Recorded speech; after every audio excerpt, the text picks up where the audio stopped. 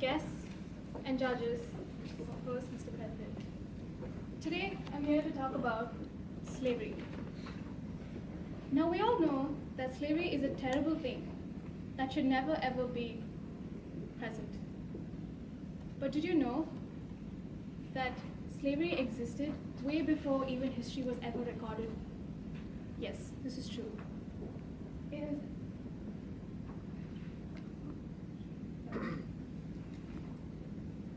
It's been estimated by United Nations that over 350 years, there were about 11.3 million slaves.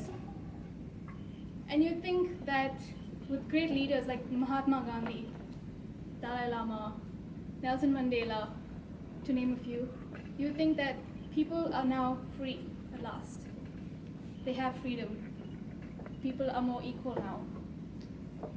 But here's the shocking truth. Today, there are about 20.9 million slaves. And it's only increasing.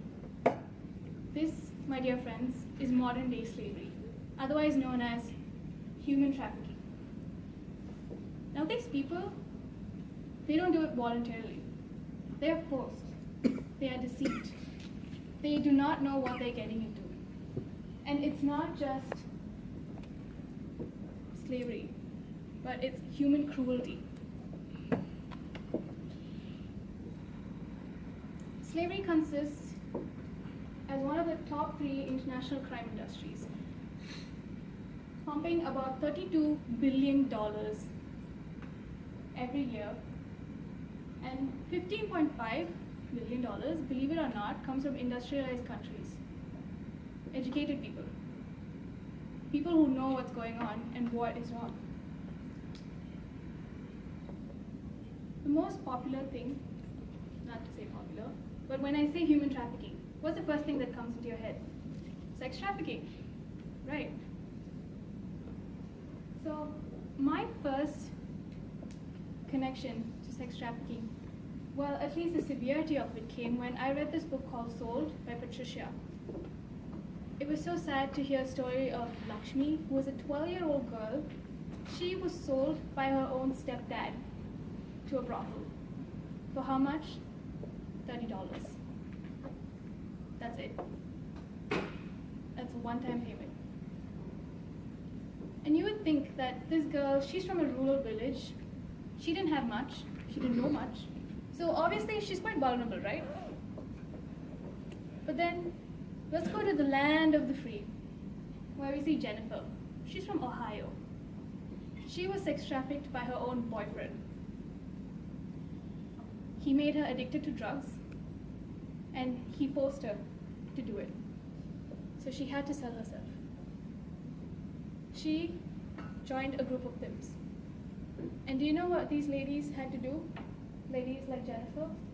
They were tattooed over their bodies, on their faces, their necks, their hands, some even on their navel, with the brand, saying, I belong to.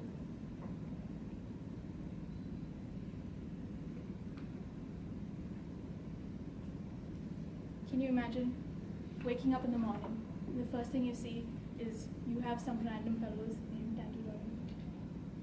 It's not a pleasant dream. You can't even think about how devastating it was for them. Another major trafficking thing I would like to discuss today is about children. Other than Lakshmi, there are other children who are into child labor and child soldiers. Small kids, 6 years old, with a gun. Has anybody heard of Coney? The 2012 phenomena where everybody was like, make Coney popular. What did that do? Nothing. Nothing at all. But do you know what he does? He goes and kidnaps children from rural areas in Uganda, and then he teaches them how to use weapons and how to kill. Another one is the Al-Qaeda. What they do is they go to poorer families, and in the name of providing shelter, they say, hey, give us your son, we take good care of him. and we'll give you food and clothing in exchange. Well, it's understandable. When you're in a family with a lot of kids and you don't have enough food to provide yourself, you would do that in that circumstances. But it's not the child's fault, nor is it the religion's fault. It's pure manipulation and human torture. These kids don't go to schools. They stay there and they read Quran all day, but a different translated version of it, I believe so. And they think the world is terrible, and that's why they want to end their lives. There are other forms of human trafficking. Other than sex trafficking, child labor, and child soldiers, we also have debt bondage, where workers,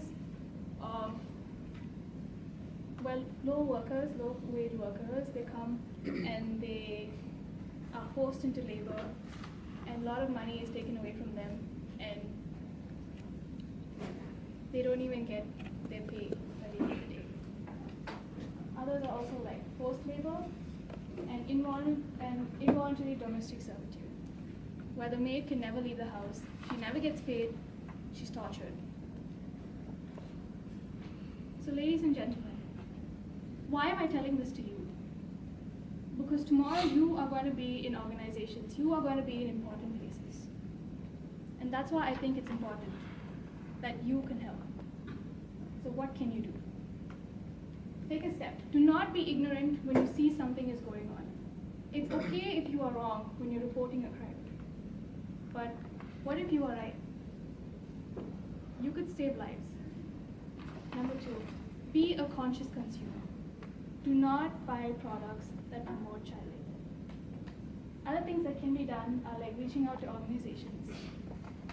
But more than anything, you need to spread the word. Because ladies and gentlemen, it takes more than one to fight the big bully. Thank you.